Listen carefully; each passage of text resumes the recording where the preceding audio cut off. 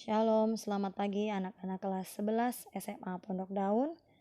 Ketemu lagi dengan Mem Grace dengan pelajaran pendidikan agama Kristen.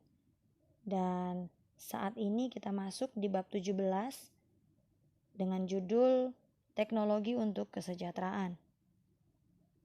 Seiring dengan perkembangan peradaban manusia, maka teknologi pun mengalami perkembangan.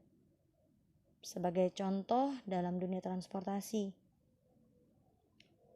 dengan adanya pesawat terbang, sangat membantu dan memudahkan perjalanan seseorang yang jauh menjadi lebih cepat dan lebih dekat.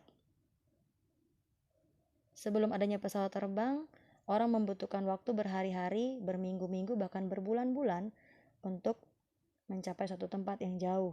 Dengan adanya pesawat terbang, manusia cukup membutuhkan waktu beberapa jam saja untuk bisa tiba di tujuan. Contoh lain dalam bidang transportasi, dengan adanya kereta api atau KRL pun membantu menghemat waktu dalam menempuh perjalanan di darat. Perjalanan yang jauh, seperti halnya pesawat terbang, dengan kereta api atau KRL ditempuh dengan waktu lebih cepat. Begitu pula dalam bidang komunikasi. Beberapa tahun belakangan adanya smartphone atau telepon pintar sangat membantu seseorang dalam berkomunikasi dengan orang lain meskipun dalam jarak yang jauh. Juga dapat membantu seseorang dalam mengerjakan tugas-tugas lewat berbagai aplikasi yang ada di dalam smartphone tersebut.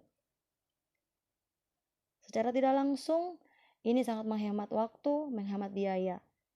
Dan begitu pula kita bisa melihat dalam bidang perindustrian, dalam bidang perekonomian.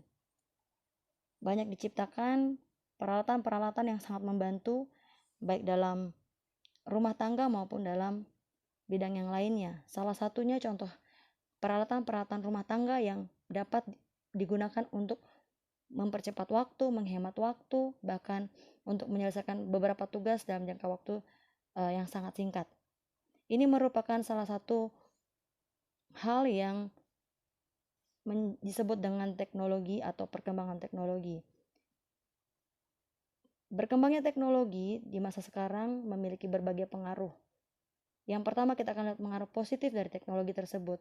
Yang pertama, memberikan berbagai kemudahan. Yang kedua, meningkatkan kualitas dan kuantitas produk. Yang ketiga, menuntut pengembangan sumber daya manusia. Yang keempat, menambah wawasan dan pengetahuan.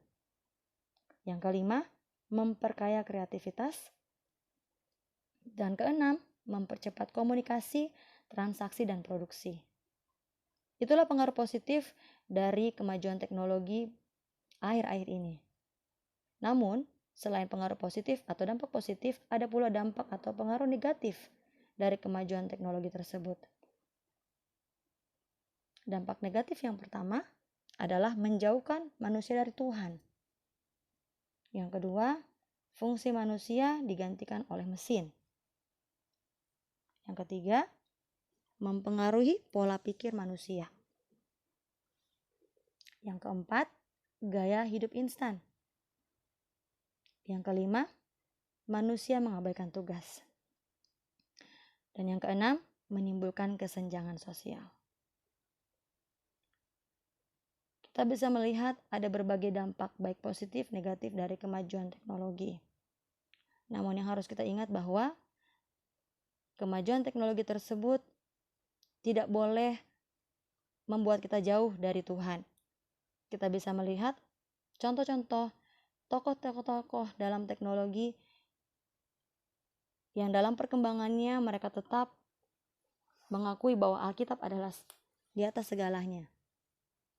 Yang pertama, kita melihat tokoh yang pertama, Isaac Newton, yang adalah penemu hukum gravitasi dan perumus hukum gerakan dinamika, berkata bahwa kami memandang kitab suci Allah sebagai filsafat yang paling agung.